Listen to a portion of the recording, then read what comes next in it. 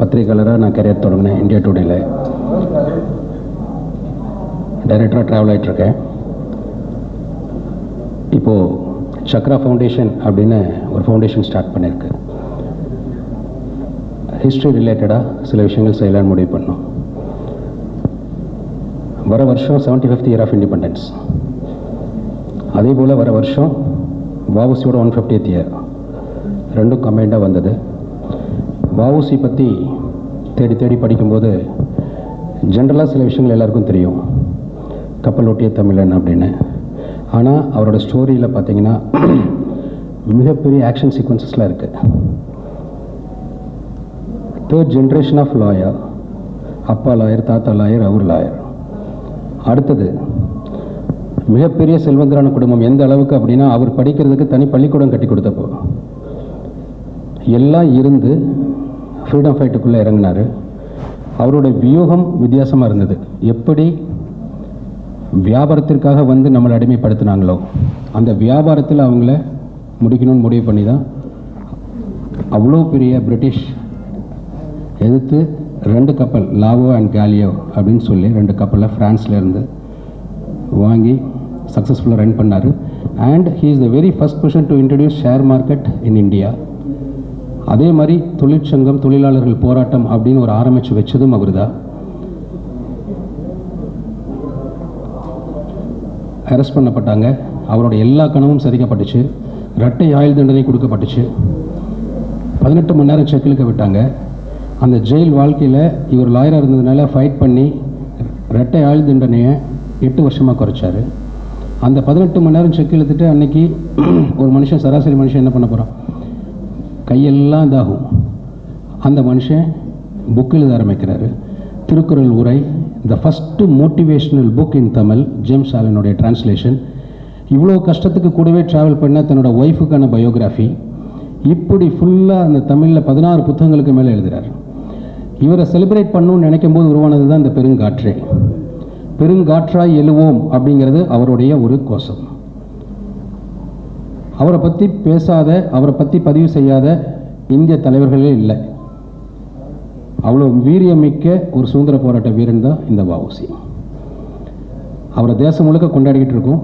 இன்னும் பிரம்மாண்டமாக கொண்டாடணும், அடுத்த ஜென்ரேஷனுக்கு கொண்டாடணும் அப்படின்னு முடிவு பண்ணியிருந்தா இந்த பெருங்காற்றை. இந்த டிசிஷன் எடுத்ததுக்கு உடனே என் டீமில் பேசினேன், ஜிவியை மீட் பண்ணேன். இது என்ன பண்ணலாம் டிஸ்கஸ் பண்ணும்போது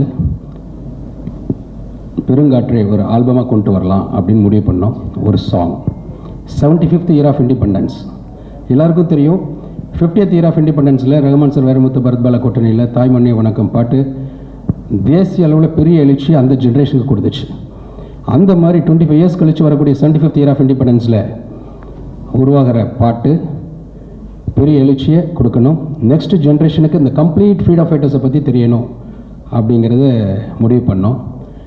முடிவு பண்ணிவிட்டு இதை வந்து நம்ம தமிழ் அப்படின்னு ஒரு சிங்கிள் லாங்குவேஜில் கொடுக்காம திரைப்படங்கள் எடுக்கக்கூடிய அனைத்து 12 மொழிகளிலும் இந்த பாடல் உருவாகுது.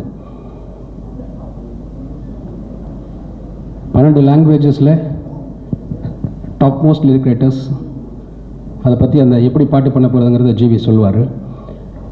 இதில் ஒரு விஷயம் நம்ம எப்போ ஃபீல் பண்ணுவோம், நமக்கு ஏகப்பட்ட ஃப்ரீடம் ஃபைட்டர்ஸ் நமக்கு தெரியும். ஆனால் நம்ம ஃப்ரீடம் ஃபைட்டர்ஸ் எல்லாமே நார்த் இந்தியாவில் தெரியுமா அப்படின்னு தெரியாது. நம்ம கட்டபொம்மை மாதிரி கண்டிப்பாக அசாமில் ஒரு கட்டபொம்மை இருந்திருக்கலாம், மிசோரமில் இருந்திருக்கலாம், காஷ்மீரில் இருந்திருக்கலாம்.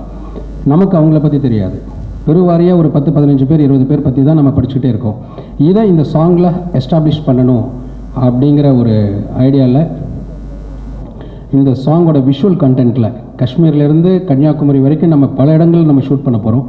அதில் ஒரு கண்டென்ட்டாக the world longest painting, canvas painting water கலரில் பண்ணுற மாதிரி 75 த பெஸ்ட் பெயிண்டர்ஸ், ஆர்டிஸ்ட் இந்தியாவிலேருந்து வரவழைச்சு the world longest painting 6 kilometre length, carrying freedom fighters moments and freedom ஃபைட்டர்ஸோட போர்ட்ரைட்ஸ்.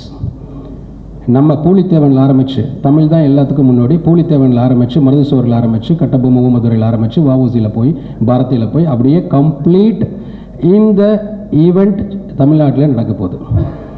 அதுக்கப்புறம் இந்த painting will travel all over India. இந்த ஈவெண்ட்டை நம்ம பாடல்லையும் பதிவு செய்ய போகிறோம். இந்தியாவில் இருக்கிற அனைத்து திரையரங்குகளிலும் இந்த பாடல் அனைத்து ஊடகங்களிலும் இந்த பாடல் தரப்படும், ஒளிபரப்பப்படும். ரொம்ப பிரம்மாண்டமாக உருவாக போகுது இந்த பாடல். இதை ஃபஸ்ட்டு அனௌன்ஸ்மெண்ட்டாக இதில் இன்னொரு ப்ரைட் இருக்குது. இந்த ஃப்ரீடம் 75 ஃபஸ்ட்டு வெல்கம் பண்ண போகிற டீம் நாங்கங்கிற ஒரு ப்ரைட் இருக்குது. we are the very first team to welcome freedom 75 in entire India. ஏன்னா ஆகஸ்ட் 16 அது தொடங்குது. அதனால் அதை வந்து ஃபஸ்ட்டு ப்ரெஸ் ஃப்ரெண்ட்ஸோட ஒரு அனௌன்ஸ்மெண்ட்டோடு நம்ம ஸ்டார்ட் பண்ணுவோம் அப்படிங்கிறதுக்கான காரணம் தான் இந்த ப்ரெஸ் மீட். இந்த சாங் பற்றி டார்லிங் பேசுவார். இந்த ஒரு பியூட்டிஃபுல்லான முயற்சியில் நான் ஒரு பகுதியாக இருக்கிறது ரொம்ப ரொம்ப சந்தோஷம். 1947 நமக்கு இண்டிபெண்டன்ஸ் கிடைச்சும்போது தேவாரம் பாடல்களில் தான் வந்து இசையமைக்கப்பட்டது. நம்மளுடைய கொடி, தேசிய கொடி வந்து அதை கேட்டு தான் வெண்ணில் பறந்தது.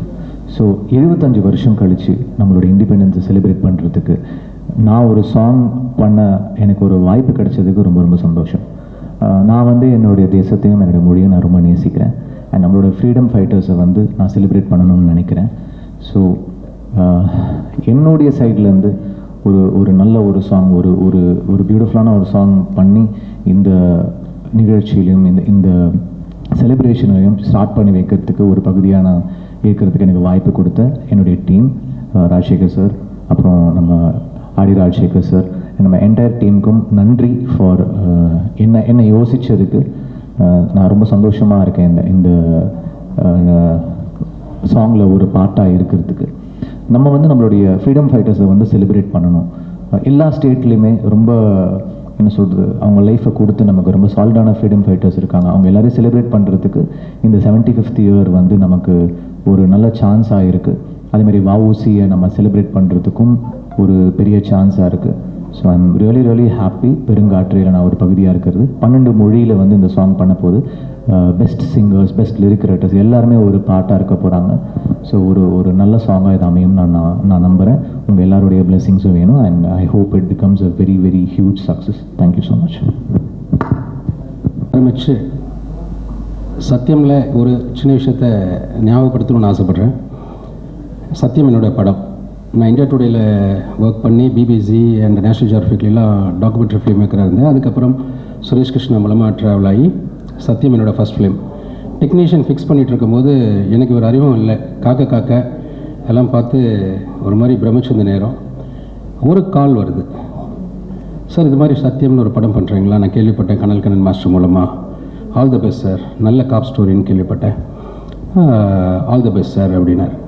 இவரை கேமராமேனாக ஃபிக்ஸ் பண்ண கேட்டால் பண்ணுவாரா? ஃபஸ்ட் ஃபிலிம் அக்செப்ட் பண்ணுவாரா? ஏன்னா அப்போ அவர் வந்து பீமா இதுன்னு பயங்கர பிஸியாக இருந்தார். கால் வச்சார். அடுத்து 1 மணி நேரத்தில் முன்னால் போய் நின்று சார், எனக்கு நீங்கள் கேமரா பண்ண நான் ரொம்ப சந்தோஷப்படுவேன் அப்படின்னு. அன்றைக்கி ஆரம்பித்த ட்ராவல் ஃபேமிலி ஃப்ரெண்டாக இன்ன வரைக்கும் ஒரு பேக் போனாக இந்த கண்டென்ட்டை இன்ச் பை இன்ச் நான் டிஸ்கஸ் பண்ணி ஒவ்வொரு விஷயத்தையும் நான் பேசுகிறதுக்குரிய ஒரு நண்பனாக தோழனாக என் கூட நிற்கிறாரு. இப்போ அவர் இந்த பாடலை பற்றி மட்டும் பேசுகிறேன். இது எப்படி சார் இருக்குது? காற்றே பெருங்காற்று, இதில் எது சார் நல்லா இருக்குது அப்படின்னு தான் ஆரம்பித்தார். நான் யோசிக்கவே இல்லை. காற்றே நிறைய தடவை வந்திருக்கு சார், பெருங்காற்றேன்னு வச்சுக்கலாம் சார் அப்படின்னு ஆரம்பிச்சது தான் இது. இது பெருங்காற்று வந்து எல்லாருக்கும் பிடிக்கிற ஒரு பெரிய விஷயமா மாறணும்னு எனக்கு ரொம்ப ஆசையாக இருக்குது. என்ன தான் கண்டென்ட் எழுதினாலும் நம்மெல்லாம் சேர்ந்து அதை விஷுவலாக்குனா தானே அது வந்து பிரமாதமாக வரும். ஸோ கனெக்டிங் வித் கலர்ஸ் அப்படின்னு ஒரு டைட்டில் வேறு வச்சுருக்காரு. ஸோ அவர் ஃபீல் பண்ண கலர்ஸை கன்னியாகுமரியிலேருந்து வந்து காஷ்மீர் வரைக்கும் அந்த கலர்ஸை கரெக்டாக எக்ஸ்போஸ் பண்ணி அவர் நினச்ச மாதிரி கொடுக்கணுங்கிற எண்ணம் மட்டும்தான் இருந்துச்சு. இப்படி ஒரு சான்ஸ் வந்து ஆஸ் எ சினிமாட்டோகிராஃப் கிடைக்கிறது கஷ்டம். ஒரே சாங்குக்குள்ளார இவ்வளோ பெரிய விஷயத்தையும் கொண்டு வருது கொஞ்சம் சேலஞ்சிங்கான விஷயம். ஜிவி சாரோட சாங் உங்களுக்கு நல்லா தெரியும்.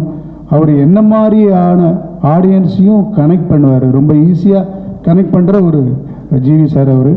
அவருடைய பாடலில் இதை நான் வந்து ஷூட் பண்ணுறது உண்மையிலேயே ரொம்ப பெருமையான விஷயமாக தான் இருக்குது. அதுவும் நம்ம விடுதலைக்காக போராடின அத்தனை பேரோட உருவங்கள் மட்டும் இல்லாத எல்லாருமே உயிராக வர்ற மாதிரி ஒரு சின்ன ஃபீல் ஒன்று மைண்டுக்குள்ளே இருக்குது. எல்லா கலர்ஸையும் கனெக்ட் பண்ணி ஒரு நல்ல ஆல்பமாக கொண்டு வர்றதுக்கான அத்தனை முயற்சியிலும் நான் டெஃபினட்டாக இவங்களோட உறுதுணையாக இருப்பேன். ராஜசேகர் சாருக்கு ரொம்ப நன்றி. ஜிவி சாரோட சாங் ஷூட் பண்ணுறதுல ரொம்ப ரொம்ப ஹாப்பியான விஷயம்.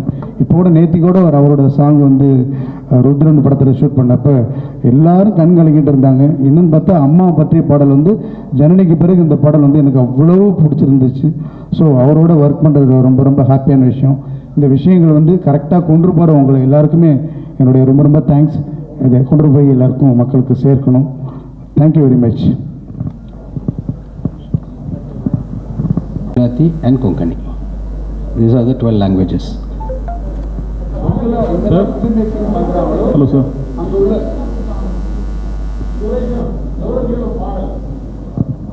பாடல் 6 நிமிஷம், 12 தனித்தனி பாடலுங்க. 12 தனித்தனி பாடல், ஒவ்வொரு ஸ்டேட்டுக்குமான பாடல். ஆமாம் ஆமாம், 12 பாடலாசிரியர்கள் இருப்பாங்க. ஆமாம், அந்தந்த ஸ்டேட்டுக்கான. இப்போ நம்ம வஉசியை வந்து நம்ம தமிழுக்கு, அதாவது எல்லா ஃப்ரீடம் ஃபைட்டர்ஸ்க்கும் தேசம் முழுக்க தெரிஞ்சவங்க தான். சில பேர் தெரியாதவங்க இருப்பாங்க இல்லையா, அந்தந்த ஸ்டேட்டுக்கு. இப்போ பெங்காலியில் பண்ணும்போது பாப்புலரான நம்ம ஃப்ரீடம் ஃபைட்டர்ஸோட விஷுவல்ஸும் இருக்கும். அதே நேரத்தில் பெங்காலியில் ஒரு அன்சங் ஹீரோஸாக ஒரு சொல்லப்படக்கூடிய ஃப்ரீடம் ஃபைட்டர்ஸும் இடம் பெறுவாங்க. சார், இந்த பாடல் பண்ணுறதுக்காக முதல்ல உங்களுக்கு வாழ்த்துக்கள். இப்போ ரஹ்மான் சார் அந்த வந்தே மாதரம் பாடல் பண்ணும்போது அந்த பாடல் வந்து இன்னொரு தேசிய கீதம் மாதிரி வந்து மக்களால் வந்து போற்றப்பட்டுச்சு. அது போல் வந்து இது வந்து 12 பாடல்கள்னு சொல்லும்போது எப்படி தேசிய கீதம் மாதிரி இதை நீங்கள் கொண்டு வரணும்னு நினைக்கிறீங்க? அஃப்கோர்ஸ் நம்ம ஒரு பாட்டு பண்ணும்போது நம்மளுடைய பெஸ்ட்டு தான் எடுத்துகிட்டு வரணும்னு நினைப்போம். அது தேசிய கீதமாக மாறுறது அந்த நம்ம ஜென்யூனான ஒரு சாங் பண்ணும்போது ஆட்டோமேட்டிக்காக அது ஒரு ஆந்தமாக மாறும்னு நான் நம்புகிறேன். ஸோ ஜென்யூனாக என்னுடைய எஃபர்ட் நான் வந்து என் பெஸ்ட் எஃபர்ட் கொடுப்பேன். அண்ட் தேசிய கீதமாக மாறிச்சுன்னா சந்தோஷம். இப்போது ஒரு தடவை ஒரு மிலிட்ரி கேம்புக்கு நான் விசிட் பண்ண போயிருந்தேன். அப்போ அவங்களுக்கு ஒரு ஃபங்க்ஷன். அவங்க நார்மல் ஃபங்க்ஷனில் கூட நார்மல் பார்ட்டி மோடு கூட ஃபஸ்ட்டு அவங்க கேட்குறது மாத்து ஜெய் சலாம் தான், தாய் மண்ணே வணக்கம். தமிழ் எப்படி அது தாய் மண்ணே வணக்கம்னு இருந்ததோ ஹிந்தியில் மாத்து ஜெய் சலாம் மாதிரி இப்போ அந்த மாதிரி 12 பாட்டு வரப்போகுது.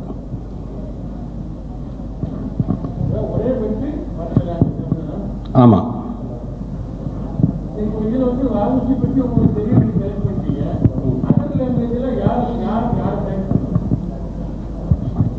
நிறைய கலெக்ட் பண்ணியிருக்கேன். இது ஒரு மாதத்துலேயோ ஒரு 10 நாள்லேயோ எடுத்த முயற்சி இல்லை. கிட்டத்தட்ட இந்த 75th இயருக்காக 6-7 மாதம் ஒர்க் பண்ணியிருக்காங்க டீமே. அண்ட் இது வந்து ஏதோ ஒரு கூகுள் விக்கிபீடியாவில் கலெக்ட் பண்ணி பண்ணக்கூடிய விஷயமாகவும் பண்ணிடலை. டீட்டெயில் ஸ்டடி நடந்திருக்கு.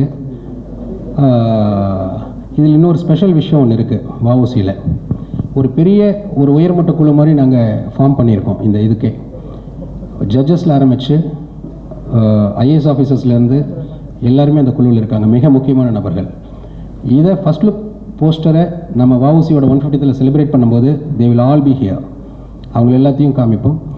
இதில் இன்னொரு ஸ்பெஷல், 12 லாங்குவேஜில் நம்ம ரெப்ரசன்ட் பண்ண போகிறது ஒரு 12 ஹீரோஸ், 12 ஸ்போர்ட்ஸ் பர்சனாலிட்டிஸ். இதை வந்து அவங்க ரெப்ரசன்ட் பண்ண போகிறாங்க. வஉசி விஷயத்தில் ஒரு இன்ட்ரெஸ்டிங்கான விஷயம் ஒன்று இருக்குது. என்ன அப்படின்னா, நீங்கள் கேட்ட கொஸ்டினுக்காக ஆன்சர் சொல்கிறேன். வஉசி, அதாவது இந்தியாவில் ஃபஸ்ட்டு பொலிட்டிக்கல் பயோகிராஃபி எழுதுனது வஉசிக்கு. அவர் சிறைக்கு போகிறதோடு அது முடியுது. அதை தமிழ் அண்ட் இங்கிலீஷில் எழுதியிருக்காங்க. அதை இந்தியாவில் பேன் பண்ணிட்டுறாங்க. இங்கே அது வெளியிடக்கூட இல்லை. அதை லண்டன் மியூசியத்தில் எங்கேயோ ஒரு கார்னரில் ஒரு குப்பையில் கிடக்கு.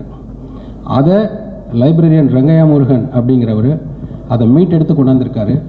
அதை வந்து நம்ம அந்த ஃபஸ்ட் லுக் ரிலீஸ் பண்ணுறேன்னு சொல்கிறோம் இல்லைங்களா, வஉசியோட 150th செலிப்ரேஷனில். அந்த செலிப்ரேஷனில் அந்த புக்கு வெளியிடப்பட போகுது.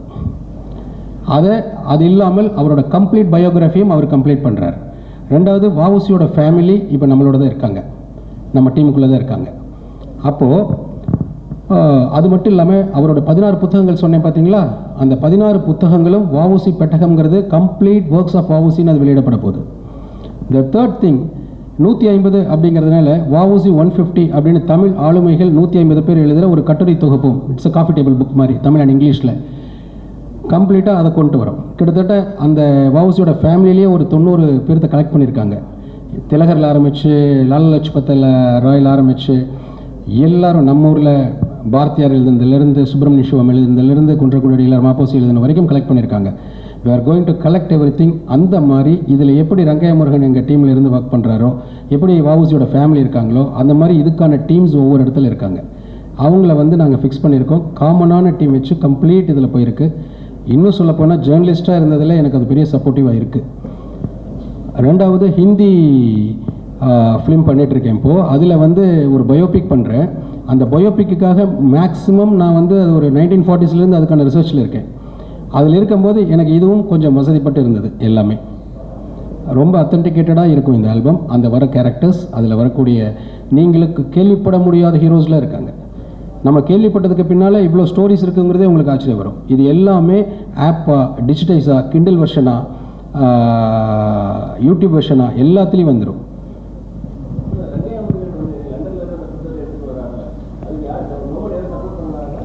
அவருடைய தனிப்பட்ட முயற்சிங்க. அவர் ஒரு 10 வருஷமாக வாவுசி அரேஞ்ச் பண்ணிகிட்ருக்காரு, சுதந்திர போராட்ட வீரர்களை அரேஞ்ச் பண்ணிகிட்ருக்கார். அதனால் அவர் வந்து வாவுசி மேலே ஒரு அலாதி பிரியம் கொண்ட ஒரு தீவிர மொழி பற்றாளர், மொழி ஆராய்ச்சியாளர். அவருடைய தனிப்பட்ட முயற்சி, அவர் ஒரு குழு இருக்குது, அந்த குழுவிலேருந்து அவங்க அதை செய்கிறாங்க. அதை செஞ்சுட்டாங்க, அது ரொம்ப சக்ஸஸ்ஃபுல்லாக செஞ்சுட்டாங்க. செப்டம்பர் 5th பிளான் பண்ணியிருக்கோம். September 5th 150th day celebration start ஆகுது. ஸோ இந்த ஒன் இயரே செலிப்ரேஷன் தான். இப்போ நான் சொல்கிறேன் பார்த்தீங்களா, இவ்வளோ புத்தகங்கள் எல்லாமே 1 இயரே செலிப்ரேஷன் தான். 75th இயர் ஆஃப் இண்டிபெண்டன்ஸுங்கிறது 1 இயர் ஆஃப் செலிப்ரேஷன். இப்போ நம்ம ஆல்பம் ஷூட் பண்ணுறது நவம்பரில் தான் ஸ்டார்ட் பண்ண போகிறோம். இந்த ரெயின் சீசன் முடிஞ்சதுக்கப்புறம் தான் அந்த பெயிண்டிங் இவெண்ட் நம்ம பண்ண முடியும். அது முடிஞ்சதுக்கப்புறம் பை April 14th இந்த ஆல்பத்தை நம்ம ரிலீஸ் பண்ண போகிறோம். அந்த செலிப்ரேஷனோட ஃபைனல் கொண்டாட்டம் வந்து நம்ம அடுத்த August 15th இருக்கும். ஆக்சுவலி இந்த 1 year will be a 75th year of celebration and 150th year of celebration for VOC. GV sir, ஹிந்தியில் தெலுங்குலாம் பாடகர்கள் பாடல்கள் யாரெல்லாம் பாட போகிறாங்க? சிங்கர்ஸ் இன்னும் ஃபிக்ஸ் பண்ணல, பட் ரைட்டர்ஸ் வந்து பேசிகிட்டு இருக்கோம். ஹிந்தியில் இர்ஷாத் காமில் எழுதுறதுக்கு பேசிகிட்டு இருக்கோம். தமிழில் வந்து அருண்ராஜா எழுதுகிறாரு. தெலுங்குல அனந்த் ஸ்ரீராம் எழுதுகிறாங்க. இது வரைக்கும் இவங்கெல்லாம் வந்து ஃபிக்ஸ் பண்ணியிருக்கோம். மிச்ச லாங்குவேஜஸில் we are working. இந்த மாதிரி ஆல்பம் இந்தியா லெவலன்னா ஒரு பிரதமர், ஜனாதிபதி அவங்க தான் வெளியிட்டால் ரொம்ப பெருமையாக இருக்கும். அந்த மாதிரி ஏதாவது பிளான் பண்ணிக்கலாம் முடியுமா? அப்படி தான் வெளியிட போகிறாங்க. அந்த நான் சொன்ன பார்த்தீங்களா, 12 லாங்குவேஜுக்கு 12 ஹீரோ ரெப்ரசென்ட் பண்ணுறாங்கன்ட்டு. இந்த மாதிரி இந்த செலிப்ரேஷன் வில் கோ ஆன். அப்படி முக்கியமானவங்க தான் வெளியிடுவாங்க. ரொம்ப முக்கியமானவங்க, இந்தியாவிலோட பெரிய ஆளுமை தான் வெளியிடுவாங்க. சார் வணக்கம். சிதம்பரனாரோட வரலாறு சொல்கிறீங்க, நிறையா பாராட்டு விஷயங்கள்லாம் பேசுகிறீங்க. தற்சமயம் வந்து சிதம்பரனாரோட குடும்பம் எப்படி இருக்குன்னு சொல்ல முடியுமா? இங்கே என்னோட அவருடைய கிராண்ட்சன் இருக்கார், அவருடைய கிரேட் கிராண்ட்சன் இருக்காங்க, நல்லா இருக்காங்க, சிறப்பாக இருக்காங்க. நிறைய ஃபேமிலி, அவங்க பெரிய ஃபேமிலி, வெரி பிக் ஃபேமிலி. ஒருத்தர் வந்து வள்ளலார் புத்தக நிலையம்னு கிட்டத்தட்ட ஒரு 6-7 இடத்துல புத்தக நிலையம் நடத்திட்டுருக்காரு. அவர் பேர் சுப்பிரமணியம். பதிப்பகம் நடத்திட்டுருக்காரு. 75 புத்தகங்களுக்கு மேலே பதிப்பிச்சிருக்காரு. Is in media field. And ஒருத்தர் வந்து ஆர்மியில் இருக்கார், ஒருத்தருங்க அமெரிக்காவில் செட்டில் இருக்காங்க. இவங்க எல்லாத்தையும் நம்ம கனெக்ட் பண்ணி பேசிட்டு தான் இருக்கோம். எல்லாத்தோடும் நான் கம்யூனிகேட் பண்ணியிருக்கேன். And I want to introduce மணிகிருஷ்ணன்.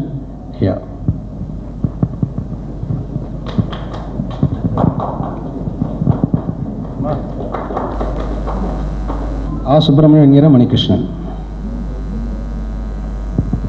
இல்லை சார், மிகப்பெரிய செல்வந்தர் குடும்பம் சுதந்திர போராட்டத்துக்கு பிறகு பொருளாதாரத்தில் மிகப்பெரிய தொய்வு நிலை ஏற்படுத்திட்டாங்க. அது போதுமான அரசும் வந்து அதை சரியாக கவனத்தில் எடுக்கலைங்கிற ஒரு குற்றச்சாட்டும் இருக்குது. இந்நிலையில் சிதம்பரனார் வந்து இவ்வளோ பெரிய செல்வந்தர் வீட்டு பிள்ளையாக இருந்தாலும் கூட இன்றைக்கி அவரோட வாரிசுகள், அதாவது சுதந்திர போராட்டத்தில் ஈடுபட்ட பிறகு அவங்களோட வாரிசு வந்து எந்த அளவுக்கு கஷ்டப்படுறாங்க, இதையும் உங்களோட பாடல் முறையாக சொல்லியிருக்கலாமே தாராளமாக. கண்டிப்பாக இருக்குங்க. பட் என்னென்னா, அவங்க எந்த எதிர்பார்ப்புமே செய்யலை. எந்த சுதந்திர போராட்ட வீரருக்காக தன் வாழ்க்கையை ஒப்பு கொடுத்தாங்க பாருங்கள், மொத்த வாழ்க்கையும் ஒப்பு கொடுத்தாங்க பாருங்கள். அதுக்கப்புறம் தான் ஈரோடு ஃப்ளரிஷ் ஆச்சு. அதை பற்றி யாருக்கும் தெரியாது. இந்த மாதிரி தெரியாதுங்கிற மாதிரி நிறைய ஃப்ரீடம் ஃபைட்டர்ஸ் இருக்காங்கங்க. அதனால் அவங்க வந்து நாட்டுக்காக கம்ப்ளீட்டாக தங்க வாழ்க்கையை ஒப்பு கொடுத்தாங்க. சில பேர் அதுக்கான தியாகங்கள் பெருசு.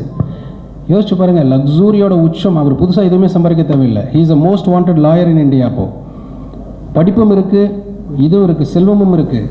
அதெல்லாமே அவர் மீன் பண்ணல. மை இந்தியாவில் போஸ் எழுதியிருப்பார், சுபாஷ் சந்திர போஸ். அவருடைய வியூகம் மாதிரி எந்த ஒரு சுதந்திர போராட்ட வியூகமும் அமைந்தது இல்லை அப்படின்னு எழுதியிருப்பார். சுதந்திர போராட்ட வீரர்கள் எல்லாத்தையும் சொல்லலாம், சுதந்திர போராட்ட மாவீரன்னு சொன்னால் அவர் தான் சொல்லணும் அப்படின்னு சொல்லி அண்ணா பதிவு பண்ணியிருப்பார். திலகர் சொல்லுவார், சுதந்திர போராட்டத்துக்கு போராடணும்னா எவ்வளோ தூரம் எளிமையாக இருக்கணும்னு அவர்கிட்ட கற்றுக்கணும். ஏன்னா அவ்வளவும் இருந்து எளிமையாக இருந்த மனுஷன் தான். இப்படி 1906ங்க அவர் கிட்டத்தட்ட வந்து நம்ம அடுத்த ஏரா ஸ்டார்ட் ஆகிறதுக்கு முன்னாலே அவர் வாழ்ந்து முடித்தார். ஜிவி சார், பொதுவாக வந்து வட இந்திய திரைப்படங்கள் அதிகமாக வந்து தேசபக்தி பற்றி நிறைய படங்கள் வரும். தமிழ்நாட்டை பொறுத்த வரைக்கும் நீங்கள் பெரும்பான்மையும் நிறைய அந்த தேசபக்தி படங்கள் வராது. அதிகமாக மொழி உணர்வு, அப்புறம் பார்த்தீங்கன்னா மண் சார்ந்த படங்கள் பற்றி அதை பற்றியான பாடல்கள் ஆல்பங்கள் கூட அதை பற்றி தான் வரும். மொழியை பற்றியோ இல்லை மண் சார்ந்த ஆல்பங்கள் தான் தொடர்ந்து வந்துகிட்டு இருக்கு.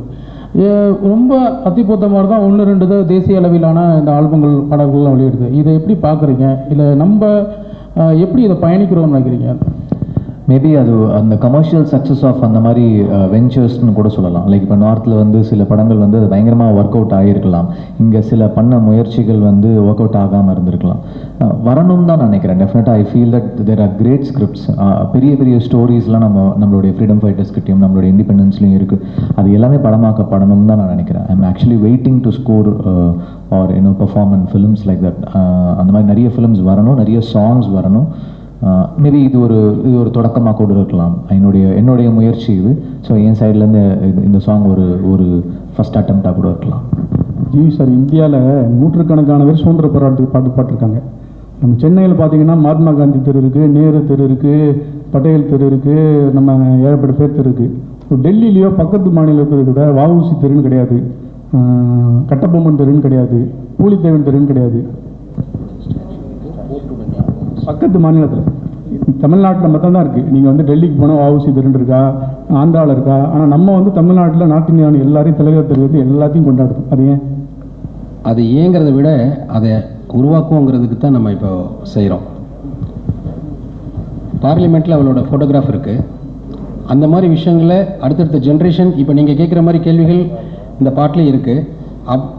இது ஏன் அப்படிங்கிறத ரிசர்ச் பண்ணி ஏன் மறைச்சாங்க, ஏன் செய்யலை, ஏன் அந்த பாஸ்டே இல்லாமல் கம்ப்ளீட் அவங்களோட பெயின் அண்ட் செலிப்ரேஷனை கொண்டாடுறது அந்த சாங்காக இருக்கும். இந்த செலிப்ரேஷன் ஹைட்டாக கொண்டாட ஆட்டோமேட்டிக்காக அதெல்லாம் நடக்க ஆரம்பிக்கும். ராஜசேகர், இது வந்து ஒரு பெரிய பட்ஜெட் தான் ஆகும்னு தோணுது. நீங்கள் உங்களோட ப்ராஜெக்டை பார்க்கும்போது ஒரு பெரிய பட்ஜெட் தான். ஆமாம், இவ்வளோ செலவு பண்ணுறீங்களே, இது அதாவது ஒரு நிதி திரட்டலுக்கான முயற்சியா அல்லது முழுக்க தேசப்பட்டா? இது நிதி திரட்டலுக்கு எதுக்கு சம்மந்தம் இல்லைங்க. நிதி திரட்டலுக்கு எதுக்கு சம்மந்தம் இல்லை. இது முழுக்க 75th இயருக்கான செலிப்ரேஷனாக தான் இதை பண்ணுறோம். தேசப்பற்று. இப்போ ஜல்லிக்கட்டுக்கு ஜல்லிக்கட்டுக்கு ஒரு சாங் பண்ணார், நெடுவாசலுக்கு ஒரு சாங் பண்ணாங்க, இப்படி ஒவ்வொருத்தரும் சாங் பண்ணாங்க. இப்போ நீங்கள் வந்து தாய்மண்ணிய வணக்கத்தை என்னன்னு சொல்வீங்க, மாத்துஜே சலாம் என்னன்னு சொல்வீங்க? அதுக்கு வெவ்வேறு ஒரு ப்ராஜெக்ட் பண்ணிட்டு போகலாமே. இது அப்படி இல்லை. நம்மளோட பேஷனாக இதை நம்ம ஃபீல் பண்ணி நம்ம கண்ட்ரியாக ஒரு கடமையாக, எப்படி ஜிவி ப்ரோ சொன்ன மாதிரி இது ஒரு இசையமைப்பாளன என்னுடைய கடமை. சுதந்திரம் வாங்கும்போது தமிழ் செங்கோல் திருவாடுதுறை ஆதீனத்திலிருந்து செங்கோல் தரப்பட்டு அரசாழ்வார் ஆணை நமதேங்கிற தேவார பாடல் பாடி தான் நம்ம சுதந்திரம் வாங்கினோம். நம்ம நேஷ்னல் ஃப்ளாக் ஃபஸ்ட்டு பறக்கும்போது கேட்டது தமிழ் பாடல், தேவார பாடல். அப்போ பாடல் அப்படிங்கிறது அதோடவே இணைஞ்சு நம்மளோட வந்திருக்கு எல்லா இடத்துலையும். அதே மாதிரி சுதந்திரத்துக்கான ஒரு வார்க்கை சொல்லுவோம் இல்லைங்களா, அந்த வந்தே மாதரம், இதெல்லாமே ஒரு பாடல். பாரதியார் எடுத்துக்கோங்க, அந்த பாடல் வந்து உணர்ச்சி மிக்க ஒரு விஷயமாக தான் நம்மளோட ட்ராவல் ஆகிருக்கு ஒவ்வொரு காலகட்டத்திலையும். அப்போது ஒரு இசையாக அதை கொடுக்குறதுங்கிறது நல்லாயிருக்கும். இன்னும் பார்த்தீங்கன்னா கமர்ஷியலாக நீங்கள் எல்லா தியேட்டர்ஸ்லையும் போகும்போது எல்லாத்தையும் ரீச் ஆகும். இப்போ நீங்கள் சொன்னீங்களே நார்த்தில் தெரியாதுன்னு, அந்த சாங்கில் வாவசி இருந்தாருன்னா, அந்த ஷிப் இருந்துச்சுன்னா நார்த்தில் எப்படி பார்க்காம போவோம்? அண்ட் டிஜிட்டைஸாக நம்ம எத்தனை பண்ணியிருக்கோம், அங்கங்கே தனித்தனியாக இருக்கும். ஒருங்கிணைஞ்ச ஒரு 75th இயர் ஆஃப் இண்டிபெண்டன்ஸ்க்கு ஒரே ஒரு இதாக நம்ம எங்கேயாவது பண்ணியிருக்கோமா? அதுக்கான பெரிய முயற்சி தான் இது. அதுக்கான நமக்கு நல்ல கேப் இருக்குது. 1 year ஆஃப் செலிப்ரேஷனுங்கிறது 1 by 1 பேக் டு பேக் நம்ம கொண்டு போயிட்டே இருக்கலாம். ராஜசேகர்ஜி, ஆக்சுவலாக இப்போ இங்கே கேட்டவங்கெல்லாம் ஏஆர் ரஹ்மானோட வந்தே மாறுற மாதிரி இது ஒரு தேசபக்தியாக இருக்குமா அப்படின்லாம் கேட்டாங்க. நீங்களும் இப்போ ஜிவி பிரகாஷ் கூட கம்பைன் பண்ணியிருக்கீங்க இந்த ஆல்பத்தில். உங்கள் இனிஷியல் வேறு இப்போ எப்போதும் அம்மா ராஜசேகர் அப்படின்னு தான் எனக்கு தெரியும். இப்போ ஏஆர் ராஜசேகர்னு வேறு போட்டிருக்கீங்க. ஏதாவது பர்டிகுலராக பிளான் பண்ணி தான் வேர்ல்டு லெவலில் இந்த ஆல்பம் மூலயமா ஃபேமஸ்? அம்மா பேர் அம்மா அப்பா பேருங்க, அது முன்னாடி அப்படி தான் போட்டிருக்கேன். அம்மா ராஜசேகர்னு போடலை. சத்தியம் படத்தில் இப்போ தான் பார்த்தேன் நான். அம்மா ராஜசேகர் அது விக்கிபீடியாவோட மிஸ்டேக். அம்மா ராஜசேகர் வேற டைரக்டர், அவர் தெலுங்கு டைரக்டர். அது மாற்றி போட்டாங்களா? ஏன் தப்பா விக்கிபீடியா பண்ணாதா? இல்லை விக்கிபீடியா அப்பயே ஏஆர் ராஜசேகர் தான் போட்டுருக்காங்க. ஆனால் உங்க கூட க்ளோஸாக இருந்த எனக்கே ராஜசேகர்னு தான் தெரியும். வச்சு கூப்பிடுறா. Okay okay. ஒரு பத்திரிகையாளராக இவ்வளோ பெரிய பெருங்காற்று பண்ணுறது ரொம்ப சந்தோஷம்.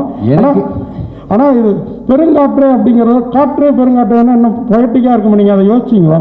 அது அவர் டியூன் போடும்போது வரும். அது என்னென்னலாம் வருதுன்னு அவருக்கு தான் தெரியும். அவர் டியூன் போடும்போது காற்றே பெருங்காற்றேவா, பெருங்காற்றா எழுவோமா, இதை தூக்கி கீழே போட்டு மேலே ஏதாவது இன்னும் வீரியமாக அடிக்கிறாராங்கிறது அவருக்கு தான் தெரியும். அண்ட் இந்த அவ்வளோதானா?